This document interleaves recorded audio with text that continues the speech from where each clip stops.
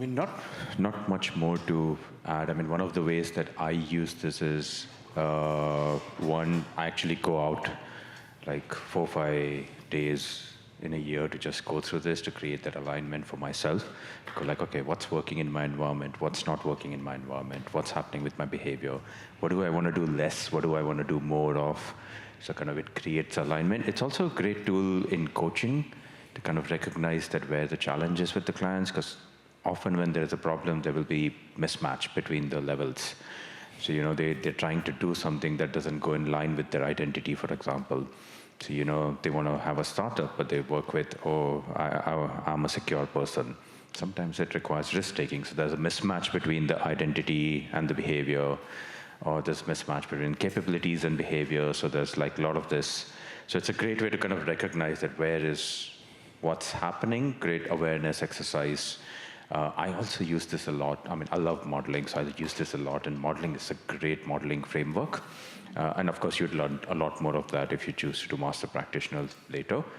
But it's a great way to kind of just go, if and when and as you see excellence in people, to kind of go like, okay, how are they in their environment? What is the kind of behavior that they're doing so that you can have that for yourself? What's the capabilities? So what are the strategies? How have they kind of developed these capabilities? So just going through this level to even just kind of get a sense of the excellence that they have for themselves that you can have for yourself. So it's such a versatile model, and you can do so much with it. It's like one of my favorites. Thank you. I mean, it's and just taking your point about that, using it as a diagnostic, that if somebody is, in a coaching context, there's a saying, the presenting problem is never the real problem. So if somebody comes along and says a real problem is money or something, or my relationship, well, possibly, but there may be something they're doing regarding money and their relationship, which they have a little bit more power over, and what's blocking them on the levels or something. So it's or what is, as you say, the contradictions. Yeah, mismatch contradiction. Yeah. Sure. I put on the side that, just going through the right-hand side that I've added. So the environment is out there, but behaviors are unconscious. So if you want to do something well, you do it unconsciously. I mean, I have this joke. Have I shared this with you? It's one of my jokes. I like jokes. Is how, if you think about it, no one does this consciously. No one puts food in their mouth and then says, chew, release saliva, commence the reflux swallowing action, bring in the gastric juices. I mean, no one's doing that, are they?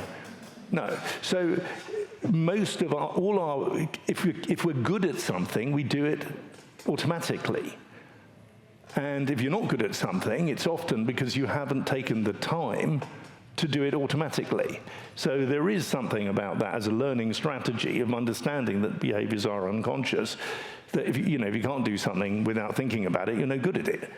Effectively, is that fair? I mean, that's maybe not universally fair. I mean, sometimes it requires some effort, I suppose. No, that's fair. It's like, I don't know who shared this great example of walking down the stairs, right? You do it unconsciously. Now you become aware and do it, and then people start to trip because now you're consciously trying to walk down the stairs. Don't do it. Don't do it consciously. Just keep walking as you do.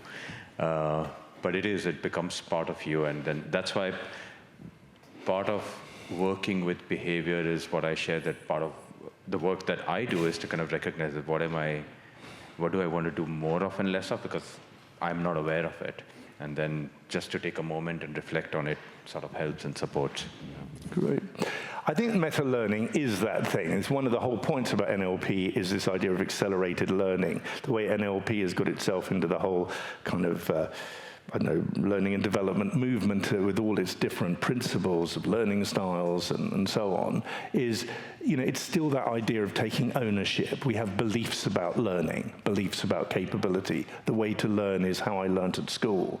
The way to learn is, and it's kind of what works for you. Once you take ownership of your own learning, and you say, this is how I learn best, and you really work that out, then that's a sort of meta skill, isn't it? It's a learning how to learn.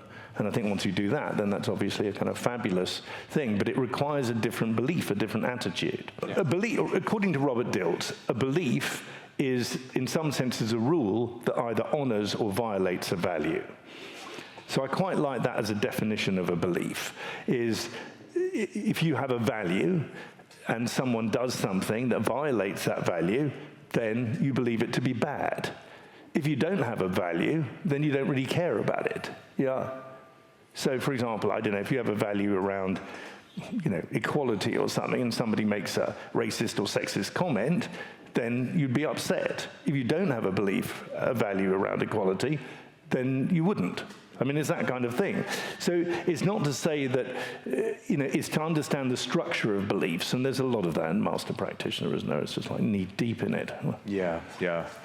I mean, the way I define, beliefs is something that feels true in your map of the world, but isn't actually true in the real world. So a lot of people, beliefs are these statements, people have beliefs about, unconscious beliefs about making money is evil. And then you hold that belief and then go and try and make money, then that kind of creates that mismatch. So anything that feels true but isn't there true in the world. That's why I also feel like meta model is so useful here, to kind of start challenging some of those beliefs with those questions. I'm assuming that's the... They've done that last time, yeah. Well, most of them did if they were here last time, or maybe they know it already. But yeah, the meta model is the language model, is a bit like CBT from NLP. I think the other way, which Chris West, who was online yesterday, I don't know if he's joined us today, I think he's already done this training numerous times, he said this: a belief is something that we know to be true, but we can't prove it. And I quite like that definition as well, because you are completely convinced this is true. I mean, I remember my mother said to me, you can never trust a man with big hands. And I don't know why she said that. But I remember saying it to someone else, and they looked at me as if I was nuts. And then I suddenly realized that I just spurted out one of my mother's beliefs, and then suddenly I felt kind of an element of shame, because this person didn't say anything. They just looked at me like, what bullshit is that? And then I realized from that moment I had a belief shift that, I was no longer fearful of people with hands, or I don't know. But maybe at that point, unconsciously, I was spending my life checking out people's hands and living in fear of those with large hands. So I think the point is, so often we unconsciously take on other people's beliefs, and we just don't know that they're beliefs. We think they're true. But Robert Dilts has one last saying on this, which is slightly smug. Geniuses have very few beliefs. And I like that, because really, unless it's a belief that really serves you, like, I should really avoid jumping off buildings because I do believe in gravity. I mean, I think that's a useful belief, but most beliefs are just simply unhelpful. Yeah, and that in itself is a belief about beliefs. So you see, we can talk about this for months. Let's move on to identity, as if there isn't...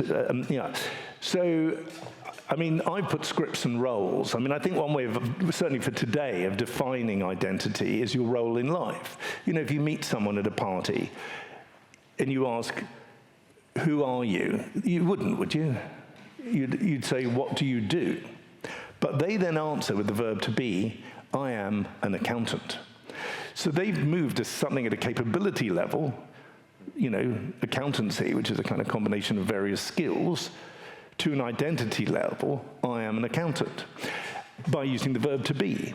So, and then there's that joke, what do you call Postman Pat when he loses his job? Pat.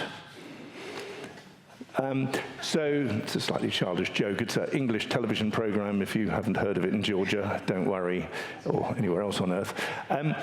So there is this thing, isn't it, that so often in our society, our whole identity is wrapped up in our job role, yeah, and our prestige and our sense of worth. And then when people retire, I have a cruel joke. You want a cruel joke? So many men I've met, and some women too, have said that I want to retire and play golf. Have you ever heard of this? Yes? Are there any keen golfers here? It's going to offend you slightly, sorry. And I'm always curious that somehow golf courses and cemeteries have got a kind of similar vibe. Is that fair? Do you know what I mean? There's all this green, it's all quite quiet.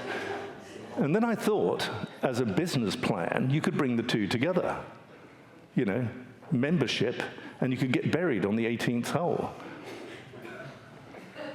No, okay, maybe it's a dark joke. Okay, but the point is that if, you know, I know I have many friends who like golf. I'm not saying golf in itself is wrong, but if I will do this after I retire, kind of is code for I will do this, but then I'll die. Retirement to some people is actually the end of their identity, and if you're that invested in your job role, I would suggest if you're a certain age, you need to find something else to be invested in, because that will end. And putting that in a kind of wider context, who you are is not your job role. I think probably who you are is closer to a metaphor, and that metaphor would be something like a, what's the word? More unkind joke. No, more seriously, would be like one of those roles, like Sword of Damocles, hurry up, which is more me, or sometimes there's a sort of self-sabotaging role where you push the ball up the hill and it rolls down, or be strong, Atlas, take the whole weight of the world on your shoulders. I think that's probably more the identity, and this job role is just a kind of fiction that we've created in a way as a form of, well, dare I sound left-wing capitalism, you know, because obviously it's very good if somebody's so identified with their job role that, you know, they can then work for someone else and make them a lot of money, and they're so kind of into it. But sorry, that's maybe me going off on one. So there we are, a bit on identity. I don't know if you'd like to add anything there. Yeah, I mean, so I do. So one is the role part of it, but I also believe that we have a lot of our experiences or sometimes values as part of our identity. So we just don't go like, I'm a coach or a trainer, but I'm courageous and I'm brave and I'm fearful. So all of those also become part of the identity. And one of the things that I learned from one of my trainers, Gene Early, he would say that identity often generates behavior that generates outcome. So in a way, a lot of the behaviors that you would have in life would come from identity. So if you're coaching someone who's holding an identity of I'm not good enough, no matter what behavioral change they will bring, that's the string that's sort of holding. But another interesting thing that I also recognized, because I was very curious about how do we build our identities, and I think part of the structure that I found very interesting was that often our identity is built from what we pay attention to. So let's say we live our day, and we had a great day, and you know, we had some stuff that we did really well, we had some stuff where we made mistakes and we screwed it up. Sometimes what tends to happen is that some people will go like, I did this wrong, and I did this wrong, and I did this wrong. So that's what they pay attention to, and that becomes part of their identity. That, okay, I'm a failure. And then they live through that identity. Whereas others would have had the same day and pay attention to like, oh, okay, this I didn't do well, but this I did well, and this I did well. So this is great, and suddenly go like, okay, I'm decent enough to do what I want to do. So often identity is built out of what you pay attention to, and you have all the experiences. You'd succeed so much, and you'd like, for example, since you brought up brushing your teeth yesterday, you'd brush your teeth well, and you know, you wouldn't fail at that, but some people tend to pay attention to not so resourceful part of their lives, and that becomes part of their identity, which I sort of find. So if you want to shift and step into a resourceful identity for yourself, then you want to start paying attention to those experiences in your life, which is there. If you look for it, you will find it. You will find confident experiences, and you will find resourceful and courageous and brave experiences in your day-to-day life. It doesn't have to be something extra. You don't have to go climb Mount Everest to feel courageous. Could be sometimes I feel like crossing the road here is courageous. I know sometimes when people push me to cross the road when there's still red light, courageous. Yeah, that's a bit about identity. Well, I mean, sorry, I feel I have to keep going. The identity, there's also a famous therapist called Irving Yalom, who's part of this existential psychotherapy movement, probably started, well, I could say it was started by Nietzsche or even the Greeks, but it was certainly kind of very much Viktor Frankl, who founded this kind of therapy movement, where it's not just Freud who had good ideas. You can find them in literature going back, which sounds reasonable. And he wrote a wonderful book called Staring at the Sun about death. And one of the things that he said, which I thought was very kind of profound, because, you know, it is existential identity as well. It's not just a self-concept. It's also literally, you know, survival. And that's also a good thing, you know, that if you're in this room now, it means you managed to survive this long. So that's in itself good. You must be doing something right. Unconsciously, there is some part of you that is saying, you know, I've got to keep myself safe. And even though the strategies to keep yourself safe are maybe not rational, nonetheless, they're deeply embedded. And that's why sometimes change can be a problem, because people see it as an existential crisis or problem. You know, if I change, there's maybe a child part of me that thinks I might die. And one of the things that he has worked with a lot of cancer survivors, and one of the universal things is, a saying I think one of his patients said is, it wasn't until I thought I was going to die that I really started to live. You know, and I mean, that's really deep. So, I mean, there's this universal kind of thing that so often we do take life for granted. We're so focused on little problems and stuff. And then finally, when you're just, you know, kind of the doctor gives you a diagnosis, which, you know, that sometimes can be the thing that changes things. So there's something very powerful about identity, and it's very deep and complex. So we could talk about it all day, but I would like you to do an exercise fairly soon.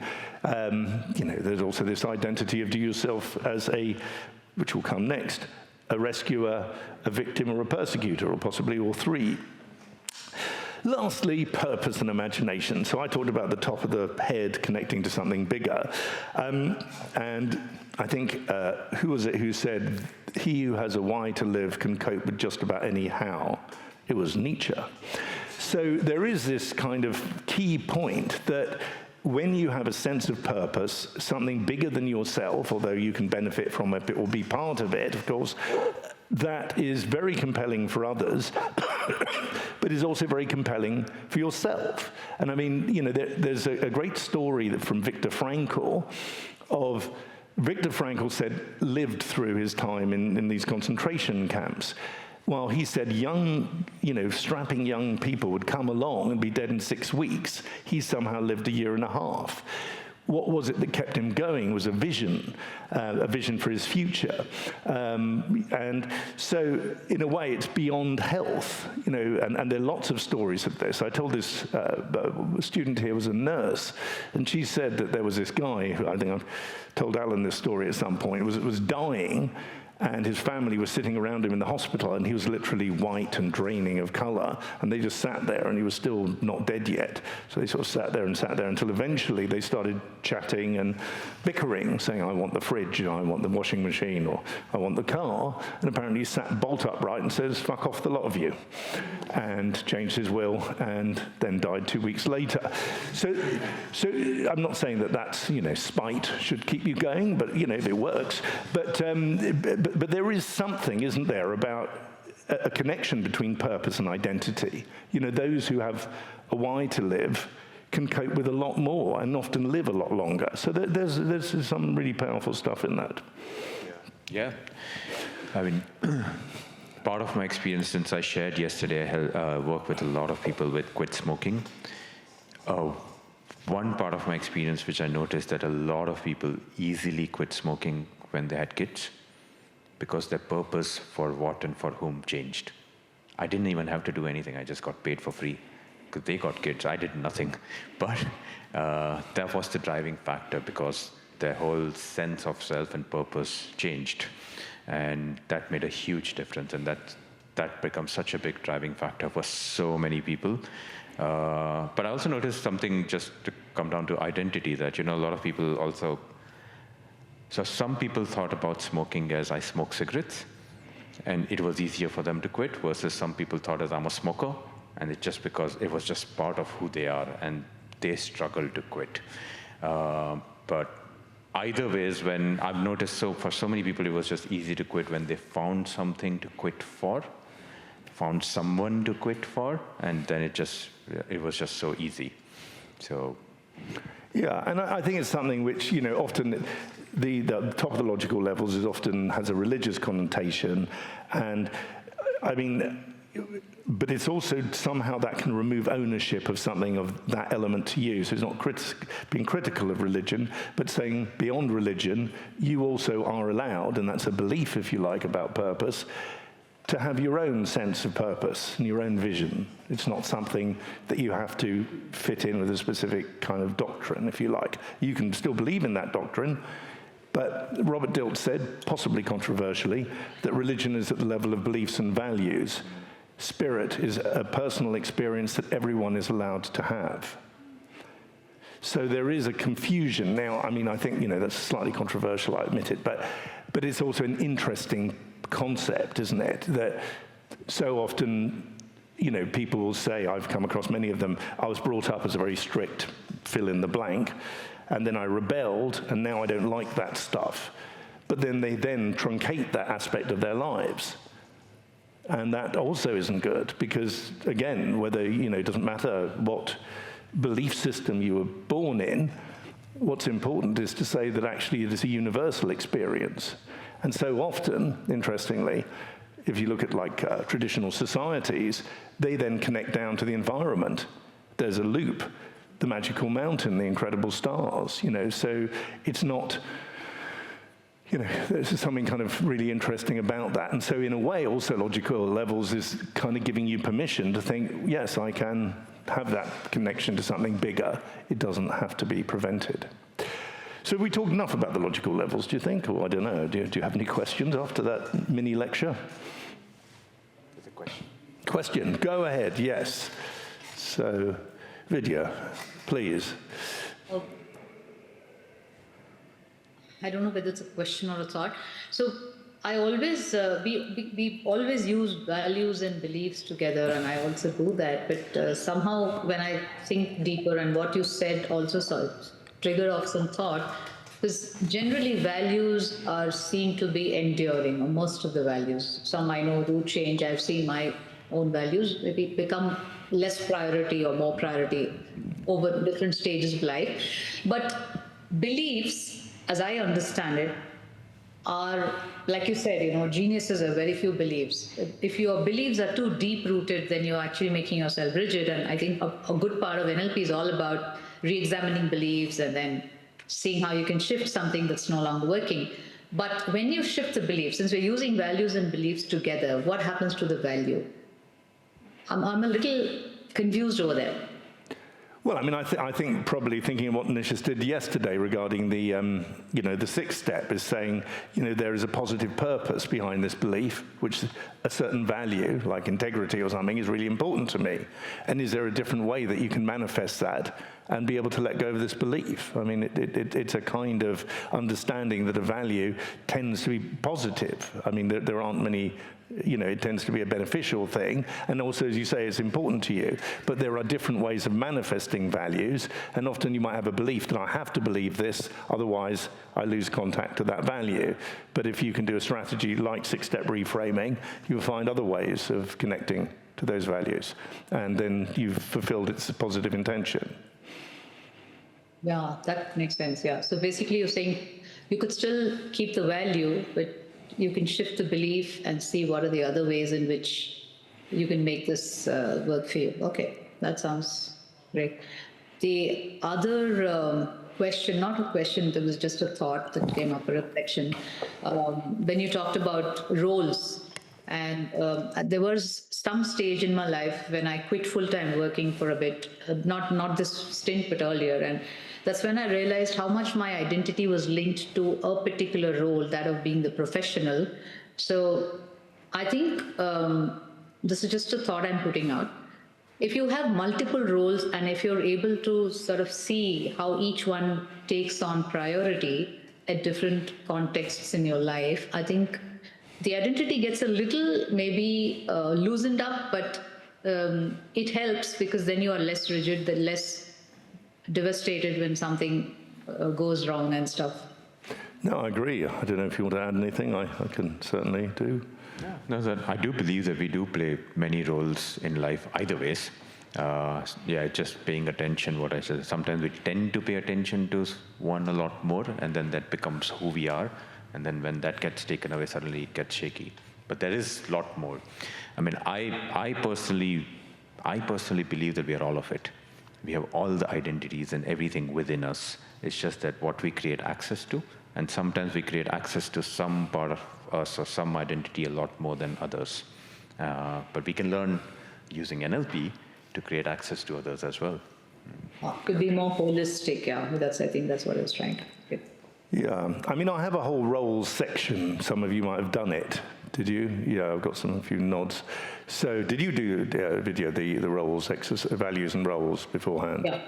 Yeah. So, I mean, part of it is saying that there's an acknowledgement that there are different roles in life at different times. You know, there is Erik Erikson, who came up with the life cycle, a kind of developmental psychology role, where, you know, I don't know, I might have had a role as somebody who liked to go out and be the man about town when I was about 25. I think if I do that now, I'd make myself ill. So, in other words, the roles change as we get older and stuff. So, and it's kind of one of the things to do is to explore expanding your roles so that you aren't so narrowly defined, and also begin to think in the future, like if you had you said about kids, if you have young family, you might not be able to fulfill a role as an explorer, an adventurer, or traveler, or whatever it might be.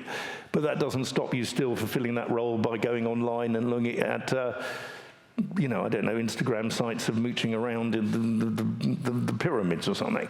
And then hopefully you can go there one day and, but you can still play that role so that you have a wider way of defining your identity beyond the job role. So you kind of, consciously see yourself as playing a number of roles and consciously choosing to execute on and do stuff in those roles each week when you plan your week, so that there's more to you than just the job role or, the parent role or whatever is a kind of dominant role.